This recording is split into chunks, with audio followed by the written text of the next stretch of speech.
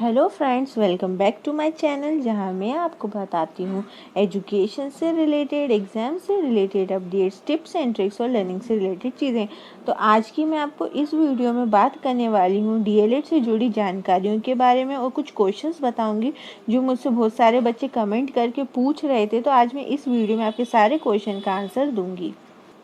तो वीडियो को शुरू करने से पहले अगर आप मेरे चैनल पर न्यू हैं या आपने अभी तक मेरे चैनल को सब्सक्राइब नहीं किया है तो जल्दी से मेरे चैनल को सब्सक्राइब कर दिए और साथ ही बेल बटन पर क्लिक कर दिए ताकि मेरी न्यू वीडियो की नोटिफिकेशन आप तक पहुंच जाए सबसे पहले। तो आज मैं उन क्वेश्चंस पे बात करने वाली हूँ जो ये जो क्वेश्चंस आप लोगों के मन में आते हैं और बहुत सारे बच्चे मुझसे इसके बारे में पूछ भी रहे थे। तो आज मैं आपके वन बाय वन सारे क्वेश्चन का आंसर दे दूँगी, तो वीडियो को लास्ट तक देखें और कोई चीज़ आपसे मिस ना हो पाए। तो हमारा फर्स्ट क्वेश्चन था डीएलएड एग्ज़ाम में फेल हो गए या एब्सेंट तो दोबारा कब एग्ज़ाम दे सकते हैं। तो ये पहला क्वेश्चन है जो मुझसे बहुत सारे बच्चे पूछ रहे थे। अभी कोरोना की वजह से आप लोगों को पता है जो एमपी डीएलएड है उसके एग्ज़ाम है ना ऑफलाइन ही हुए हैं, ऑनलाइन नहीं हुए हैं। तो जो बहुत से बच्चे जो स्टेट से बाहर थे, एमपी से बाहर थे, वो आ नहीं पाए, उन्होंने एग्ज़ाम नहीं दे पाए हैं। तो वो मुझसे पूछ रहे थे कि अभी हमने एग्ज़ाम नहीं दिए तो हम एग्ज़ाम कब दे सकते हैं। तो मैं आप लोगों को बता दूं कि अगर आप लोग अभी एग्ज़ाम नहीं दे पाए हैं तो आप लोगों को 3 मंथ्स के बाद या 6 मंथ्स के बाद फिर से चांस मिलेगा। और जो लोग फेल हो जाएंगे, जिन अभी जो रिज़ल्ट आएगा, अगर आप फेल हो जाते हैं किसी सब्जेक्ट में, आप लोगों को भी तभी चांस मिलेगा 3 या 6 महीने के बाद आप लोगों के एग्ज़ाम होंगे। आपको जब चांस मिली जाएगी, जो फेल हो गए, जो एब्सेंट हो गए, उनको तभी एग्ज़ाम वो लोग दे सकते हैं। फिर पासिंग मार्क्स कितने होते हैं, तो मैं आप लोगों को बता दूं डीएलएड में पासिंग मार्क्स 40% होते हैं। आप लोगों को मिनिमम 40% की ज़रूरत होती है पास होने के लिए। इसका मतलब आप लोग जितने भी एग्ज़ाम दे रहे हैं उसका सबका टोटल करके आपका जो परसेंट है वो 40% आना चाहिए, तब जाके आप पास माने जाएंगे।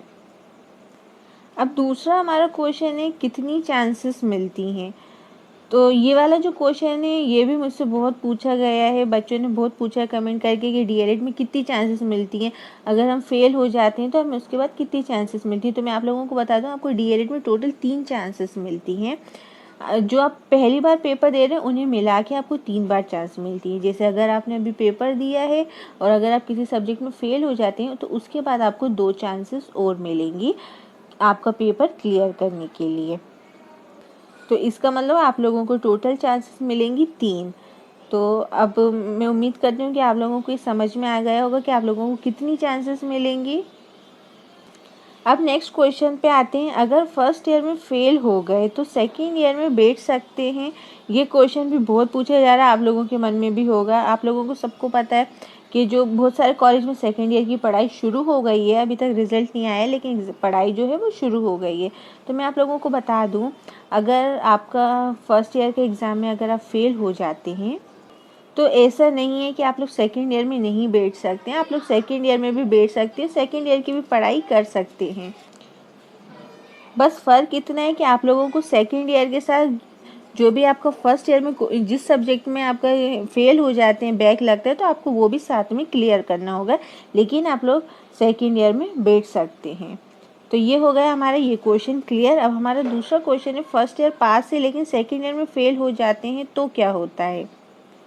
अब कुछ बच्चे मुझसे पूछ रहे थे, अगर हमारा फर्स्ट ईयर का जो रिज़ल्ट है वो पास है लेकिन हम सेकंड ईयर में फ़ेल हो जाते हैं तो उसके बाद क्या होगा। तो मैं आपको बता दूं, आप लोगों को फिर 2 चांसेस मिलती हैं। उसके बाद आपका जो सेकंड ईयर में अगर आप फेल हो जाते हैं तो आपको आपकी 2 चांसेस बचती हैं। अगर आप वो चांस के बाद भी क्लियर नहीं कर पाते हैं तो फिर आप लोगों को आपका जो डीएलएड कोर्स है वो फिर से स्टार्ट करना पड़ सकता है। जी हाँ, आपने बिल्कुल सही सुना। अगर आपने सेकेंड ईयर में 2 चांसेस के बाद भी एग्ज़ाम क्लियर नहीं करा, आपने सब्जेक्ट का पेपर क्लियर नहीं करा, तो फिर आप लोगों को जो आपका डीएलएड का कोर्स है आपको फिर से स्टार्ट करना पड़ सकता है, क्योंकि फिर वो मान्य नहीं रहता है। क्योंकि जो आपका डीएलएड का कोर्स होता है वो 2 साल का होता है। अगर आपको 2 साल से ज़्यादा लग जाते हैं तो फिर वो उसकी मान्यता नहीं रहती, इसलिए आपको डीएलएड का कोर्स दोबारा से शुरू करना पड़ सकता है।